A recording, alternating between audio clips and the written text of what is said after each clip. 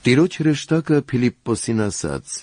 «Վեր կաց և գնա դու հարավի կողմը այն ճանապարհով, որ իջնում է Երուսաղեմից Գազա, որ անապատ է»։ Նա վեր կացավ ու գնաց։ Եվ ահա Եթովպացի մի ներքինի, Եթովպացիների Կանդակա թագուհու պաշտոնյաներից մեկը, որ նրա բոլոր գանձերի վերակացուն էր ու Երուսաղեմ երկրպագելու էր եկել, վերադառնալիս իր կառքի մեջ նստած Եսայի մարգարե էր ընթերցում։ Սուրբ Հոգին Փիլիպպոսին ասաց. «Առաջացիր և այդ կառքի մոտ գնա»։ Եվ Փիլիպպոսը առաջ վազելով լսեց, որ նա Եսայի մարգարե էր ընթերցում, ու ասաց. «Հասկանում ես արդյոք ինչ որ ընթերցում ես»։ Իսկ նա ասաց.